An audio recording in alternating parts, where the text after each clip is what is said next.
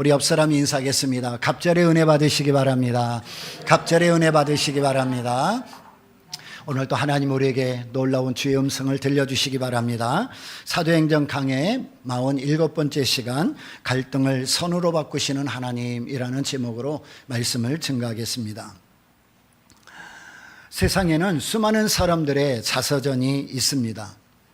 나름대로 공을 세우고 성공하고 유명세를 타면 사람들은 자신들의 삶을 정리해서 자서전을 남김으로 후대들에게 자신이 기억되기를 바라는 것입니다.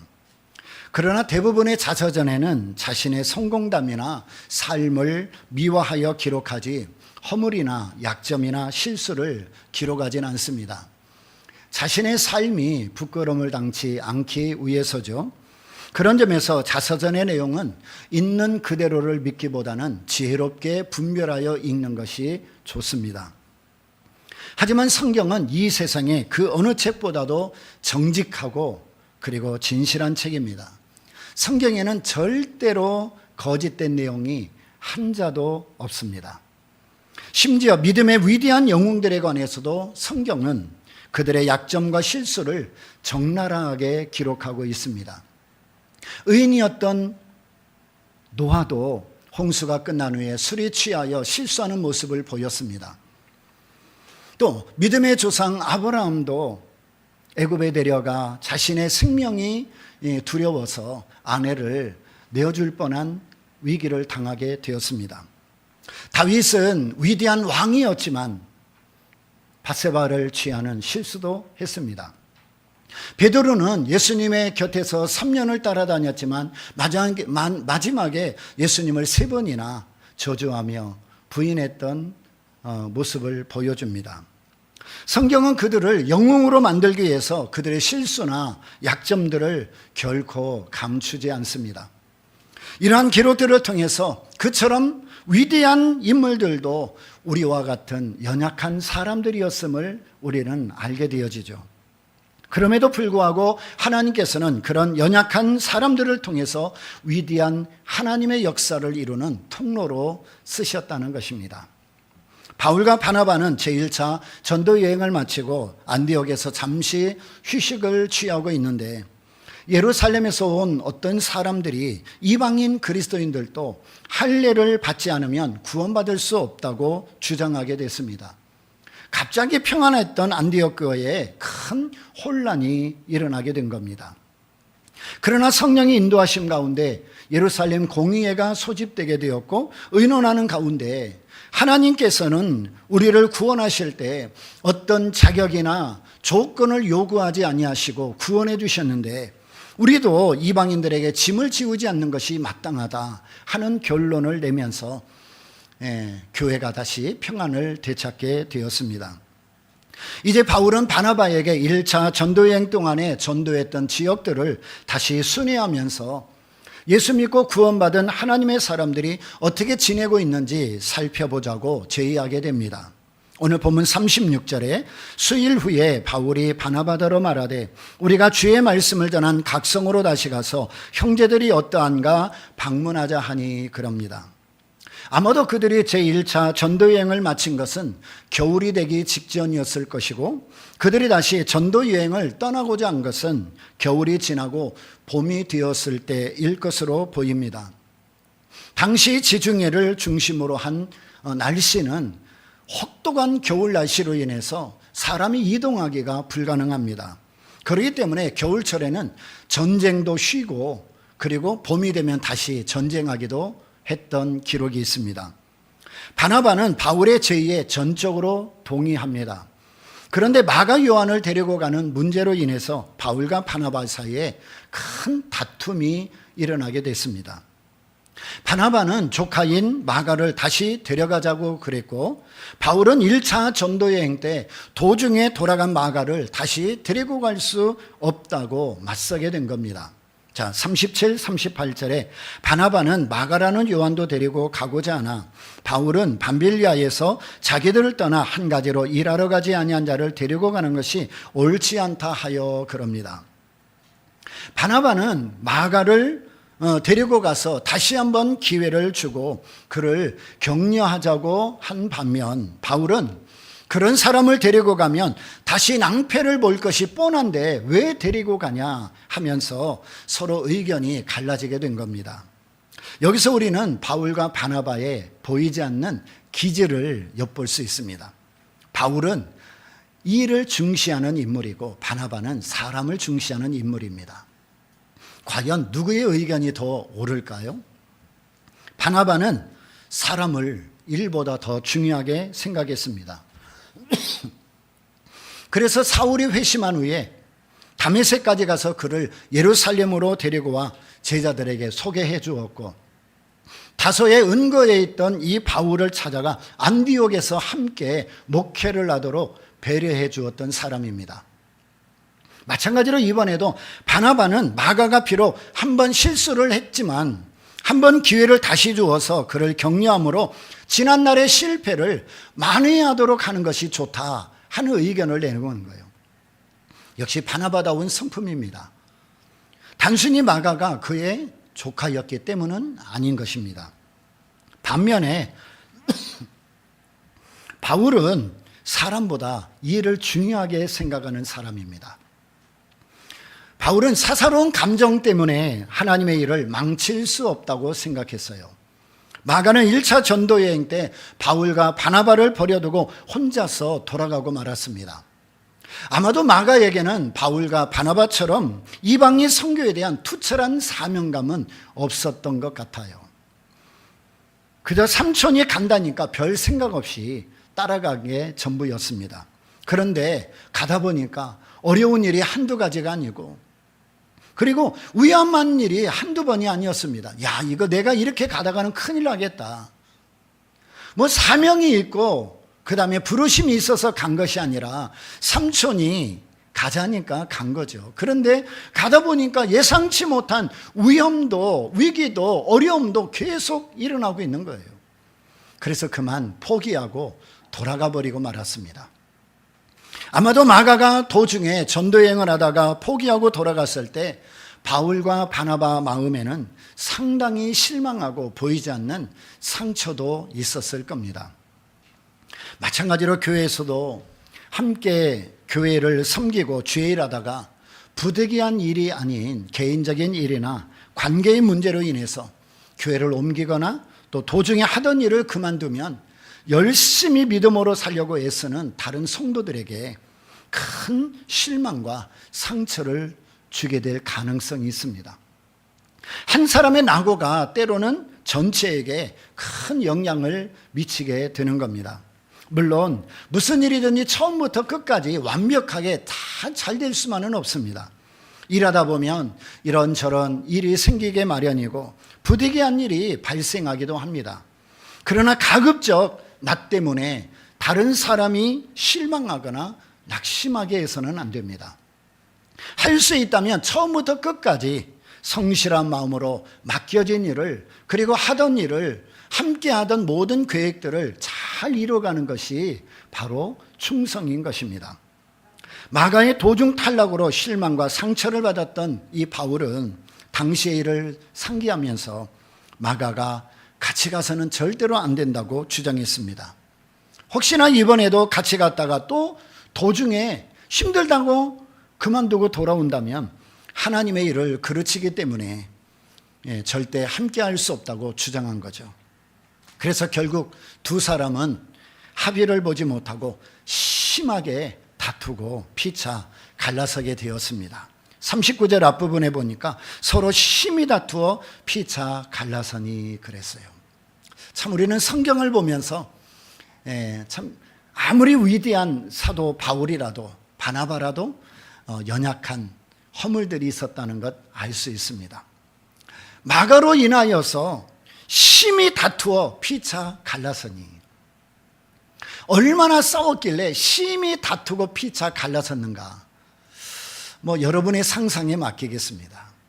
뭐 서로 언성을 높이고 멱살은 잡지 않았겠지만 굉장히 서로 다혈질적인 모습으로 서로 주장하다 보니까 마음에 큰 어려움이 있지 않았겠습니까?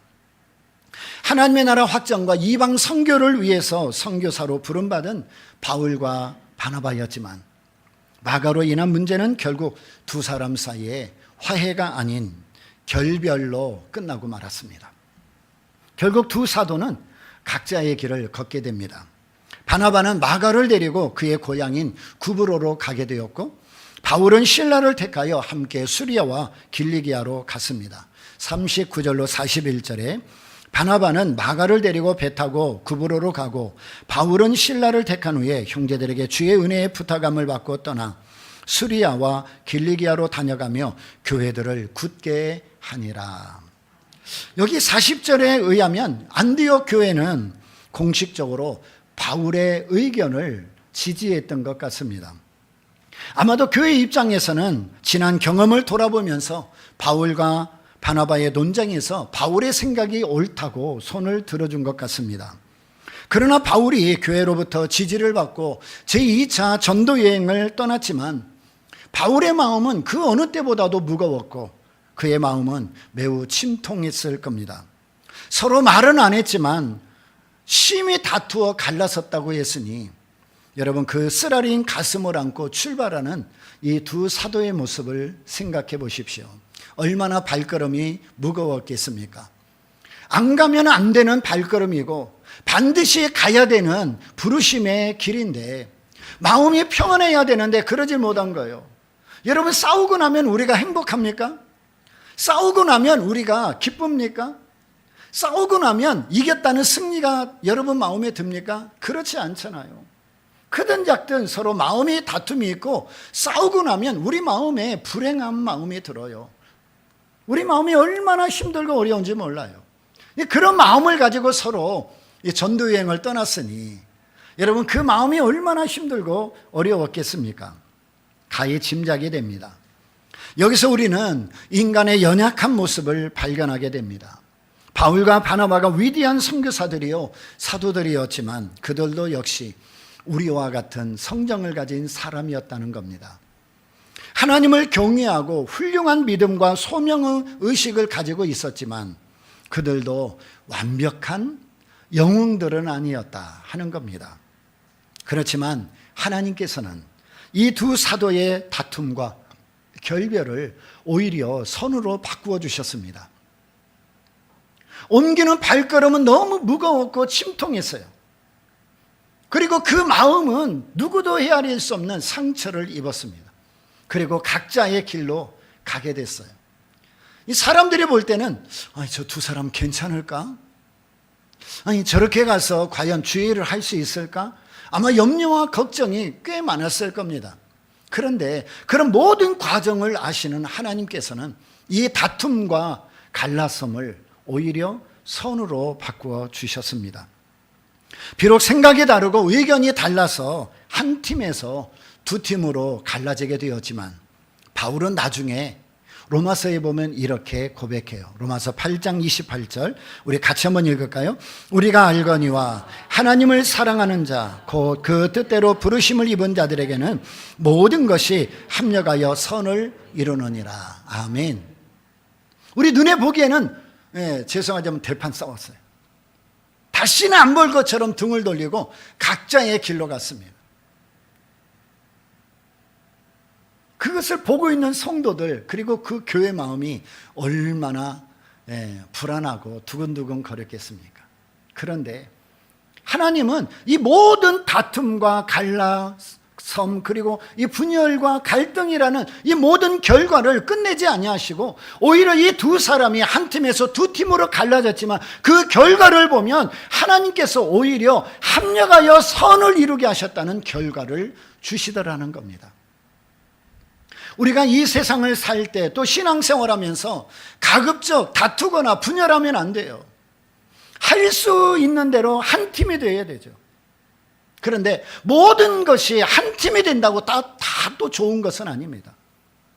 때로는 서로 갈라설 때가 필요할 때가 있어요. 서로 잠깐의 시간을 갖는 것도 중요할 때가 있습니다. 근데 하나님은 그 모든 과정에서 악한 영이 역사하지 못하게 보호해 주시고 그 모든 과정을 통해서 마지막 결론이 합력하여 선을 이루게 하신다는 것입니다. 바울과 바나바가 개인적인 감정과 생각이 달라 심하게 다투고 피차에 갈라섰지만 마지막까지 서로 등 돌리고 산 것은 아닙니다. 나중에는 서로 다 화해하게 되었습니다. 그래서 바울은 빌레몬서 1장 24절에서 마가를 가리켜서 또한 나의 동역자 마가, 아리스다고 데마, 누가가 문안하느니라. 마가를 누구라고 그래요? 나의 동역자.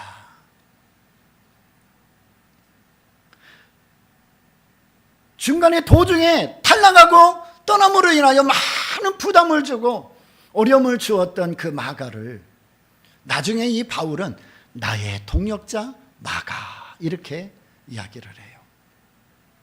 이 말씀을 할 때도 바울과 바나바와 함께 로마에서 마지막 사역을 하고 있었을 때입니다. 그렇습니다. 하나님의 사람들도 서로 의견이 달라져서 서로 다툴 수 있습니다. 예수 믿고 구원받은 성도들도 서로 생각이 다를 수 있습니다. 모두가 연약한 인간이기 때문입니다. 그러나 평생 원수로 지내진 않았습니다. 생각이 다르고 의견이 달라서 잠깐 헤어질 수 있고 나뉘어질 수는 있겠지만 원수로 지내진 않았습니다. 그러면 여기서 바울과 바나바에게 분열의 원인을 제공했던 마가는 어땠을까요? 아마도 바울과 바나바가 자기 때문에 싸우는 모습을 보면서 여러분 안절부절하고 얼마나 마음이 불안하고 미안한 마음이 많았겠습니까? 자기 때문에 지금 안디옥 교회에서 그토록 칭송받고 그리고 존경받는 두 사도가 엄청난 선교의 업적을 이루었고 그리고 두 번째 떠내는 이 자리에 자기 때문에 지금 분열이 생긴 거예요. 자기 때문에 지금 문제가 발생한 거예요. 그 얼마나 미안하고 얼마나 안절부절했겠습니까? 그러면서 마음속으로는 내가 다시는 나 때문에 주의 일을 그르치게 해서는 안 되겠다 하는 마음을 가졌지 않겠습니까? 정상적이라면 왜 나 때문에 싸우지? 내가 안 가면 그만인데. 그게 아니고 그 모습을 보면서 깨닫는 거죠. 나 때문에 두 사도가 주의 일을 하면서 저렇게 그르치게 된다면 안 되지. 내가 정말 다시는 이런 실수를 하지 말아야지. 내가 다시는 이런 문제를 일으키지 말아야 되겠다. 그런 생각을 했을 거예요. 그리고 바울의 거절을 당했던 이 마가는 큰 자극제가 되어서 아마 남은 생에 더욱 분발하며 살게 된 결심의 단계가 됐습니다. 반면에 바나바는 마가의 결심과 각오를 믿어주었고 그에게 다시 한번 기회를 주었습니다. 그래서 결국 이 마가는 나중에 교회에 크고 위대한 업적을 남기는 일꾼이 되었습니다. 마가는 나중에 베드로의 수행원이 되어서 충성을 다해 주님을 섬겼습니다. 베드로는 이런 마가를 가리켜서 내 아들 마가라고 불렀습니다. 베드로전서 5장 13절에 보니까 함께 택하심을 받은 바벨론에 있는 교회가 너희에게 문안하고 내 아들 마가도 그리하느니라. 내 아들 마가도 그리하느니라. 마가는 나중에 이 베드로의 증언을 토대로 마가복음을 기록하여 오늘 우리에게 전해주고 있습니다. 바울도 역시 마가와 화해하고 그를 인정해 주었습니다. 바울은 골로새 교회에 편지를 쓰면서 마가를 교회에 추천하며 이렇게 말씀합니다. 골로새서 4장 10절에 보니까 나와 함께 갇힌 아리스다거와 바나바의 생질 마가와 이 마가에 대하여 너희가 명을 받았음에 그가 이르거든 영접하라. 골로새 교회에 이 마가를 추천하면서 마가가 너희에게 도착하게 되면 나를 대신하여 그를 영접해주고 환영해주라고 이야기하고 있습니다. 그리고 자신의 사역 말기에 가서는 디모데로 하여금 마가를 자기에게 데려오라고 부탁합니다. 디모데후서 4장 11절에 누가만 나와 함께 있느니라. 내가 올 때에 마가를 데리고 오라. 저가 나의 일에 유익하니라. 이 바울의 마지막 순교 직전까지 있었던 사람들이 몇 있어요. 근데 그 중에 하나가 바로 이 마가였다는 겁니다. 첫 출발은 굉장히 갈등과 분열의 원인이었고 씨앗이었지만 마지막에 이 바울과 베드로와 그리고 수많은 하나님의 사람들과 함께 동역하면서 이 마가는 얼마나 큰 축복의 사람으로, 복음의 사람으로 변화되어 있었는지 모릅니다. 그렇기 때문에 바울은 바나바와 함께 의견 차이가 있긴 했었지만, 그래서 각자의 길을 갈 수밖에 없었지만 서로를 적으로 여기지 않고 원수로 여기지 않았기 때문에, 특별히 동역자로 여겼기 때문에 화해할 수 있었던 것입니다. 여러분, 우리가 신앙생활하든 직장생활하든 참 인간관계 문제가 가장 중요하지 않습니까? 이 관계로 인하여 행복할 수도 있고 불행할 수도 있습니다. 관계로 인하여 내 삶이 안정이 될 수도 있고 불안정해질 수도 있습니다. 이 관계로 인하여 내가 축복의 사람이 될 수도 있고, 그리고 그 복을 가로막는 사람이 될 수도 있습니다. 근데 우리가 의견이 다르고 생각이 다르고 결정이 다르다 할지라도, 그래서 각자가 걸어가야 할 길이 일어난다 할지라도 예수 믿는 사람은 절대 원수와 같이 여기면 안 돼요. 어떤 일이든지 결과를 원수와 같이 해서는 안 됩니다. 이 한국 사람들은 굉장히 감정적이기 때문에 한번 다투게 되면 그 감정 때문에 다시는 만나고 싶어 하지 않습니다. 만나게 되더라도 서로 비난하고 불편하여 얼굴을 마주보지 않습니다. 그래서 한번 적이 되면 영원한 적이 돼요. 한번 등 돌리면 다시는 등을 돌리지 않습니다. 내가 너 다시나 보나, 내가 너 다시 보나 보라 그러면 진짜 안 봐요. 이 한국 사람들이 참 무서워요. 이 지나친 감정에 지배를 받기 때문입니다. 그런데 예수님은 이런 우리에게 뭐라고 말씀하실까요? 누가복음 6장 27, 28절 같이 한번 읽겠습니다. 그러나 너희 듣는 자에게 내가 이르노니 너희 원수를 사랑하며 너희를 미워하는 자를 선대하며 너희를 저주하는 자를 위하여 축복하며 너희를 모욕하는 자를 위하여 기도하라. 여러분, 솔직히 원수를 사랑하고 용서하고 축복한다? 제정신으로 하기 어려워요. 제정신으로 하기 어려워요. 그 사람 때문에 사업이 망했는데 어떻게 용서할 수 있겠습니까? 어려운 것입니다. 그 사람 때문에 내 인생이 불행해졌는데 어떻게 사랑할 수 있겠습니까? 얼굴 보기도 싫고 생각하기도 싫은 것이 솔직한 우리 마음입니다. 그런데 어떻게 용서하고 사랑하고 축복할 수 있겠습니까? 아까 얘기한 대로 제정신으로는 안 되는 겁니다. 우리 힘과 능으로는 하기가 어려운 겁니다. 그런데 방법이 있습니다. 절대 화해할 수 없고 용서할 수 없고 그리고 사랑할 수 없는 대상이 있다 할지라도 그 모든 것을 완벽하게 사랑하고 용서하고 화해할 수 있게 하는 방법이 있어요. 하나님 은혜가 임하면 됩니다. 내 정신으로는, 내 마음으로는, 내 생각으로는, 내 이상으로는, 그리고 내 상식으로는 절대 할 수 없는 불가능한 일이지만 하나님의 은혜가 우리 가운데 임하면, 하나님의 은혜가 나를 지배해버리면 내 상식, 내 이성, 내 결정, 내 의견, 내 모든 마음을 초월하여서 사랑하고 용서하고 화해하고 하나 되게 하시는 겁니다. 그렇기 때문에 우리는 하나님의 은혜를 구하며 살아가야 되는 거예요. 은혜가 임해야 사랑할 수 있습니다. 은혜가 임해야 용서도 가능합니다. 은혜가 임해야 화해할 수도 있습니다.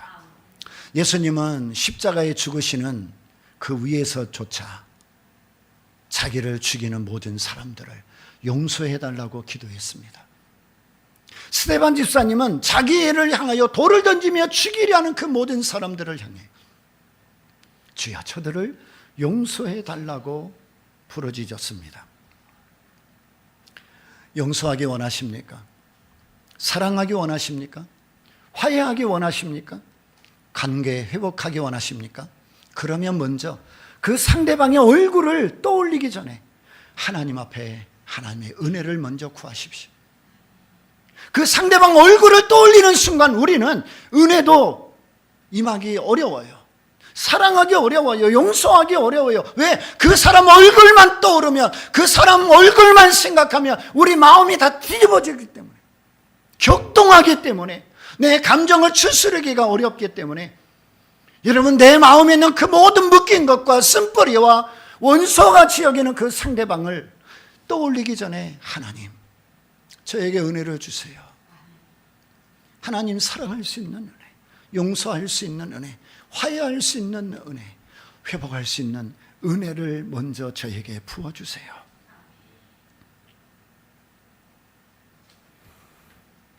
그러면 하나님께서 우리를 사랑하게 하시고, 용서하게 하시고, 화해하게 하시고, 회복하게 하시는 겁니다. 사랑하는 여러분, 오늘 여러분 안에 미워하는 사람이 있습니까? 용서할 수 있도록 은혜를 달라고 기도하십시오. 여러분 안에 원수와 같이 여기는 사람이 있습니까? 사랑할 수 있도록 은혜를 달라고 기도하십시오. 끼어진 관계 속에 있습니까? 화해할 수 있도록 은혜를 달라고 기도하십시오. 이것이 그리스도인의 마땅한 태도인 겁니다. 우리는 아무리 다투고 감정적으로 대립되었다 해도 하나님이 우리를 부르신 사명까지 포기해서는 안 됩니다.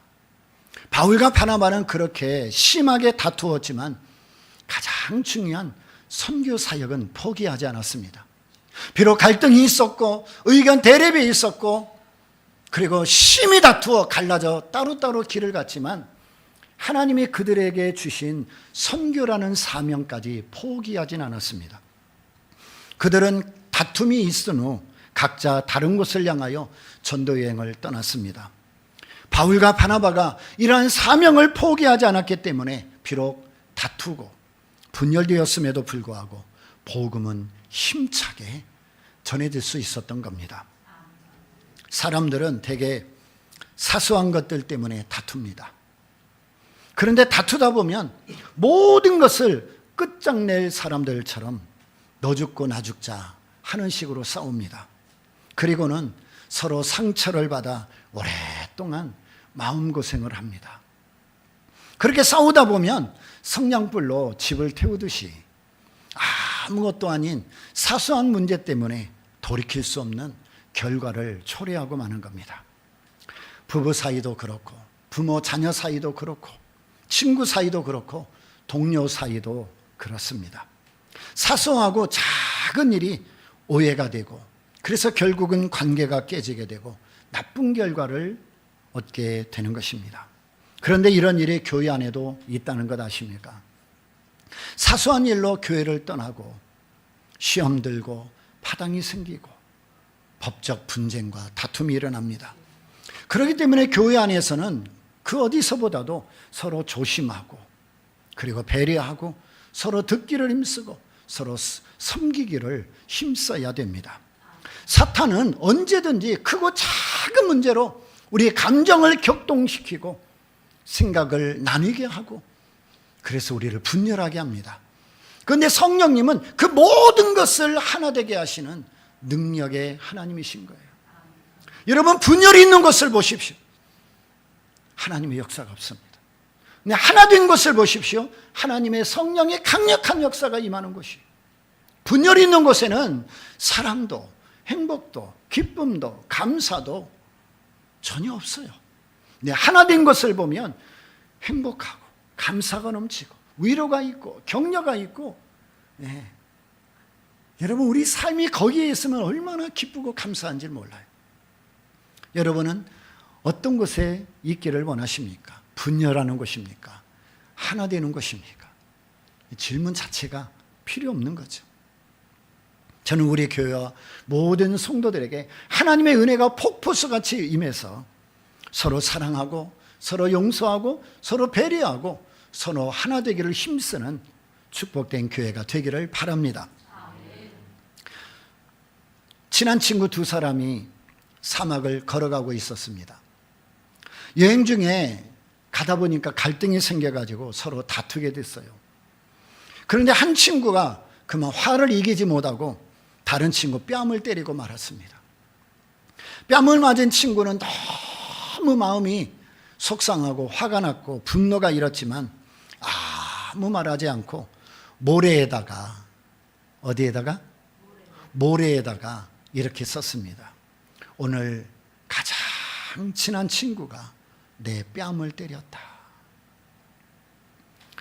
그들이 아무 대화 없이 한참을 가다가 오아시스에 도착하게 됐습니다. 마침내 오아시스에 도착한 두 친구는 함께 목욕을 하러 들어갔습니다. 근데 뺨을 맞았던 친구가 먼저 들어갔는데 어찌 된 것인지 그만 늪에 빠져 죽을 고비가 왔어요.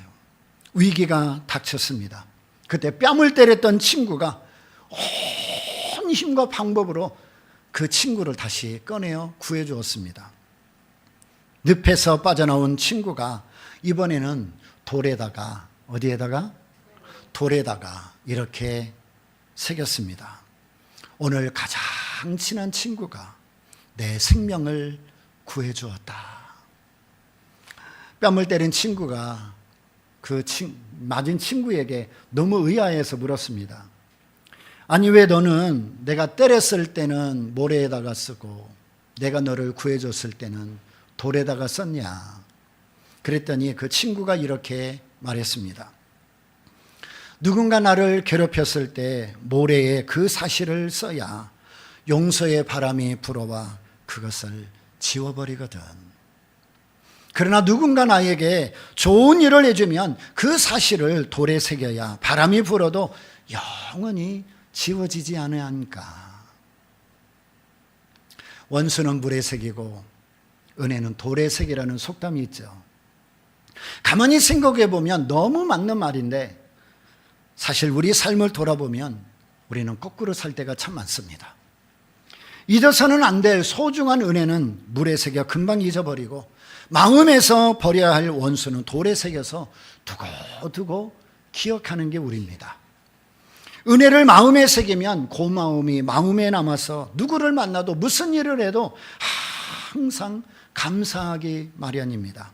그러나 마음에 원수를 새기고 나면 그것이 괴로움이 되어 마음의 쓴뿌리가 되고 우리 마음의 기쁨도 감사도 떠나게 되고 늘 불행 속에 머물게 되는 겁니다. 사랑하는 여러분, 사랑하고 용서하면 막힌 문도 열립니다. 묶인 것도 풀어집니다. 건강도 회복됩니다. 상처도 치유됩니다. 어둠이 떠나가게 됩니다. 혹시 여러분 이 시간에 여러분 삶이 왜 이렇게 힘들고 지치고 어렵고 뭔가 나를 묶어 있는 것 같고 뭔가 기도해도 잘 안 되고 몸부림을 치는데도 불구하고 뭔가 잘 안 되고 있다면 가만히 돌이켜 보십시오. 여러분 마음속에 혹시 미워하는 사람 없습니까? 띄어진 관계는 없습니까? 원수와 같이 여기는 사람 없습니까? 닫혀있는 마음은 아니십니까? 여러분 스스로 지금 쓴뿌리 가운데 머물고 있지는 않습니까? 어쩌면 그런 모든 원인들이 여러분의 삶을 지금 가장 깊은 수렁에 빠지게 하고 사망의 음침한 골짜기에 머물게 하는 원인일 수도 있습니다. 요한복음 13장 35절에 너희가 서로 사랑하면 이로써 모든 사람이 너희가 내 제자인 줄 알리라 그랬습니다. 예수님의 제자로 산다는 것은 예수님이 우리를 사랑하신 것 같이 서로 사랑하고 서로 용서하고 화해하는 데서 출발합니다. 그리스도인이 누구입니까? 하나님의 은혜를 힘입어 성령의 능력으로 서로 사랑하고 용서하고 화해하며 살아가는 사람들 아니겠습니까? 사랑하는 여러분, 하나님께서는 바울과 바나바의 다툼과 분열까지도 선하게 인도하셔서 교회에 유익하게 하셨습니다. 하나님께서는 모든 것이 합력하게 선을 이루게 하시는 분이십니다. 그러므로 우리가 실수하고 때로는 연약함으로 말미암아 실패한다 할지라도 하나님께서 그 모든 것 합력에 선을 이루게 하시는 분임을 믿으시기 바랍니다. 하지만 하나님께서 우리의 다툼과 실패까지도 선하게 인도하신다고 하여 그 다툼과 실패를 정당화시켜주는 것은 아닙니다. 우리가 서로 싸우거나 분열하거나 다투거나 하는 것은 하나님 앞에 부끄러운 일입니다. 하나님께서는 우리가 싸우지 않고 분열하지 않을 때 더 큰 역사를 이루십니다. 우리의 모든 행위는 언젠가 하나님 앞에 섰을 때 선악간의 심판을 받게 됩니다. 우리는 다 연약하고 부족한 사람들입니다. 성경에 나오는 믿음의 사람들 역시도 우리와 마찬가지로 연약한 사람들이었습니다. 하지만 그들이 위대한 믿음의 사람들로 살 수 있었던 것은 그들이 전적으로 하나님 은혜 안에 머물렀기 때문입니다. 내 힘으로는 안 되기 때문에 성령을 의지하여 살았기 때문입니다. 우리는 형제의 연약함을 용납하고 이해하며 나의 연약함을 늘 고백하는 겸손한 모습으로 살아가야 합니다. 뿐만 아니라 하나님의 은혜를 사모하는 간절한 마음을 가지고 살아가야 합니다. 하나님의 은혜를 의지하는 사람은 하나님의 손에서 끝까지 승리하게 되어집니다. 먼저 손 내미십시오. 먼저 용서하십시오. 먼저 사랑하십시오. 먼저 찾아가십시오. 먼저 화해하십시오. 먼저 낮아지십시오. 먼저 섬기십시오. 이런 사람이 바로 그리스도인입니다. 기도하겠습니다. 하나님 아버지, 우리는 다 연약하고 부족한 자들입니다. 성경에 나오는 위대한 믿음의 선진들도 다 연약하였지만 그들은 하나님의 은혜를 붙잡고 성령을 의지하여 살았기에 원수를 원수로 여기지 아니하고 사랑하며 용서하며 회복하며 살았음을 보았습니다. 우리의 마음속에 혹이나 미워하는 사람 있다면, 원수와 같이 여기는 사람이 있다면